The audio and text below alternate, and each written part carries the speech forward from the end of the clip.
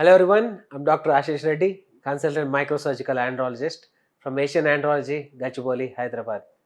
ఈరోజు మనం డిస్కస్ చేసే టాపిక్ చాలా మంది నాకు రోజు క్లినికల్ ప్రాక్టీస్లో అడిగే కామన్ క్వశ్చన్. అసలు వాసెక్టమీ అంటే ఏంటి? ఈ వాసెక్టమీ చేసుకోవడం వల్ల ఉన్న బెనిఫిట్స్ ఏంటి?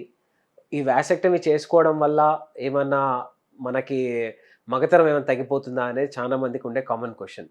సో వాసెక్టమీ అంటే ఏంటి అంటే ఎప్పుడైనా మనకి వృషణాల నుంచి స్పర్మ్‌ని తీసుకుపోయే దారిని వాస్ డిఫరెన్స్ అంటాం.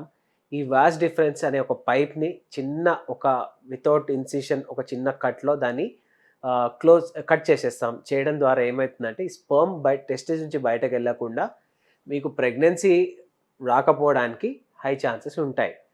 నార్మల్‌గా ఫీమేల్స్‌లో మనం ట్యూబెక్టమీ అని అంటుంటాం. ట్యూబెక్టమీ అంటే ఏంటంటే వాళ్ళకి ట్యూబ్స్‌ని బ్లాక్ చేస్తారు.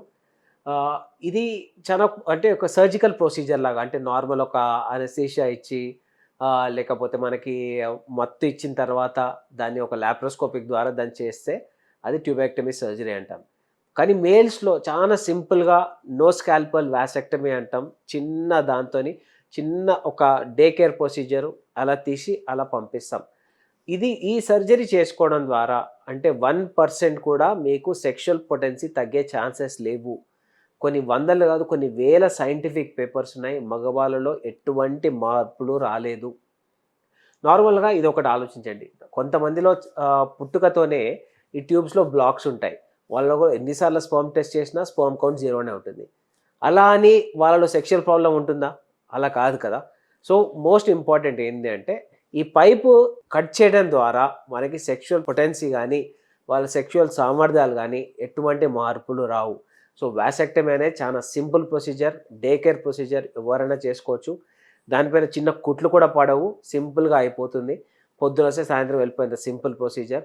మళ్ళీ మీరు సెక్షువల్ యాక్టివిటీ ఒక 3 మంత్స్ తర్వాత మీరు కాండోమ్ లేకుండా చేసుకోవచ్చు. ఎందుకు 3 మంత్స్ గ్యాప్ ఇస్తాము? విత్ కాండోమే సెక్స్ చేయమంటాం ఎందుకంటే, ఈ పైప్‌లో కూడా 1, 2 స్పెర్మ్స్ ఎప్పుడైనా మిగిలిపోయినా గానీ, మీకు కొన్నిసార్లు ప్రెగ్నెన్సీ వచ్చే భయం ఉంటుంది కాబట్టి, ఒక 3 మంత్స్ వరకు మీరు సెక్స్ చేసేటప్పుడు కాండోమ్ వాడాల్సి వస్తది. 3 మంత్స్ తర్వాత స్పెర్మ్ టెస్ట్ చేసిన తర్వాత మళ్ళీ దాంట్లో ఎటువంటి స్పెర్మ్స్ లేవనుకున్న తర్వాత కాండోమ్ తీసేసి నార్మల్‌గా సెక్స్ చేసుకోవచ్చు.